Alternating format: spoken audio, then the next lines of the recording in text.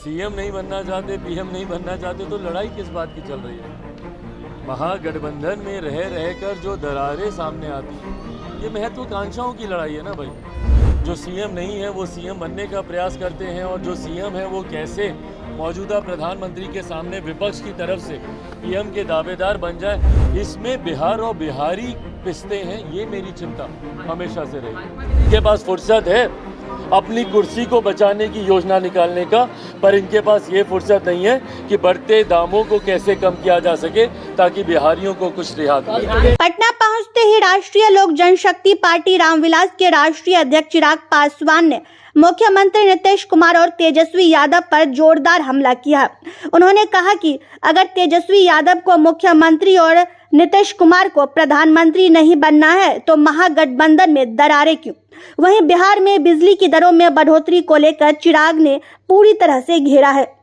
वहीं चिराग पासवान ने राहुल गांधी प्रकरण को लेकर भी कहा कि अगर कानून अपना काम कर रही है तो राहुल गांधी को न्यायालय के समक्ष पेश हुए कानून अपना विधि सम्मत कार्रवाई करेगी।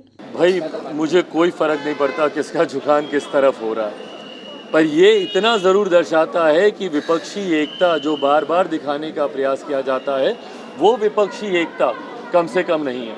और 2024 के चुनाव में भैया अब ज़्यादा समय है नहीं।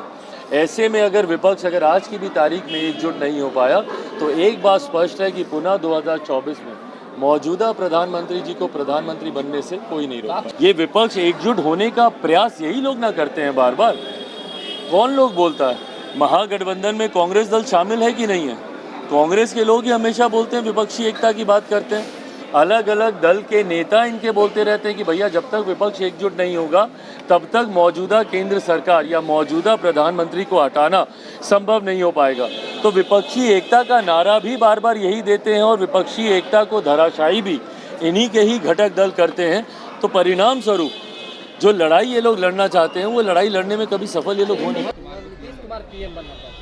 अच्छी बात है भैया, सीएम नहीं बनना चाहते, पीएम नहीं बनना चाहते तो लड़ाई किस बात की चल रही है। महागठबंधन में रह रहकर जो दरारें सामने आती हैं, ये महत्वाकांक्षाओं की लड़ाई है ना भाई। ये बात कहकर आप इस बात से पल्ला झाड़ लें, ऐसा होगा नहीं, क्योंकि आप लोगों के बर्ताव में, कार्यशैली में ये बात नहीं दिखती। बार बार महागठबंधन के भीतर एक वर्चस्व की लड़ाई देखने को मिलती है। जो सीएम नहीं है वो सीएम बनने का प्रयास करते हैं, और जो सीएम है वो कैसे मौजूदा प्रधानमंत्री के सामने विपक्ष की तरफ से पीएम के दावेदार बन जाए। पर बहरहाल ना मुझे इस बात से कोई फ़र्क पड़ता है, ना मेरे लिए प्राथमिकता है। इसमें बिहार और बिहारी पिसते हैं, ये मेरी चिंता हमेशा से रही है। मैं इस विषय को लेकर एक विस्तृत प्रेस वार्ता आप सबके साथ करूँगा, क्योंकि इससे पूर्व ये जानकारी मुझे लगता है लोक जनशक्ति पार्टी रामविलास और मैंने खुद ही आप लोग के साथ कुछ समय पूर्व साझा की थी कि कैसे बिहार सरकार प्रयास कर रही है बिजली की दरों को बढ़ाने का। और मुख्यमंत्री जी का वो बयान, हम लोग की प्रेस वार्ता के बाद मुख्यमंत्री जी का ये बयान आया था। एक कार्यक्रम के दौरान मुख्यमंत्री जी ने कहा था कि बिजली के बिल कम तो नहीं होंगे। आप लोग को पता है कितनी महंगी बिजली खरीदते हैं हम, ये उन्हीं का ही बयान था, मुख्यमंत्री नीतीश कुमार जी का।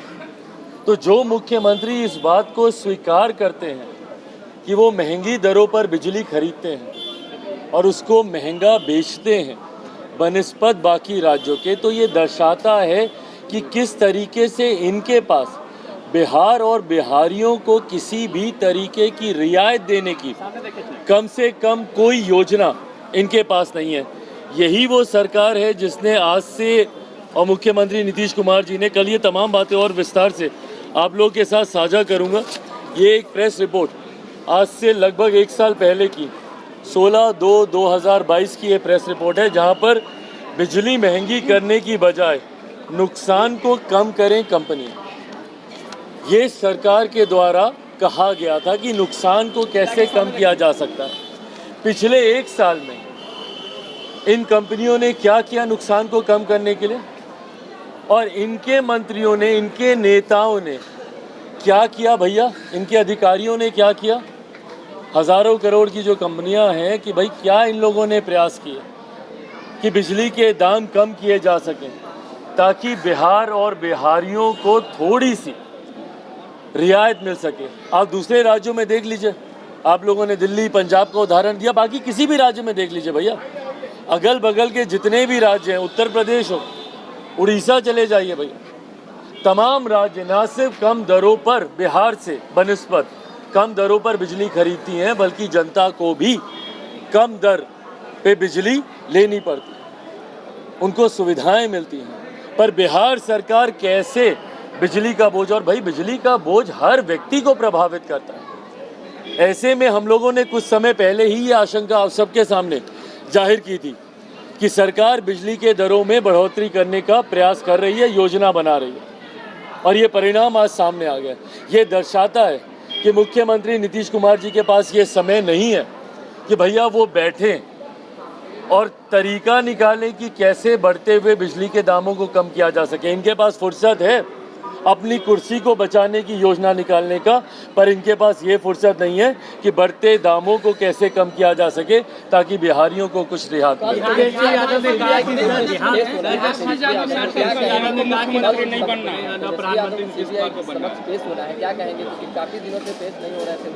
भाई जाएं, पेश हों, अच्छी बात है, मतलब उनके पास ये मौका है अपनी बातों को रखने का। मैं पुनः दोहराता हूँ, जो सही है, जो निर्दोष है, उन्हें किसी बात से डरने की ज़रूरत नहीं है, और मुझे लगता है कल ये मौका है उनके पास जाकर अपना पक्ष रखने का। निर्दोष हैं तो अपनी बातों को, यही उचित मंच है जहाँ पे वो रख सकते हैं।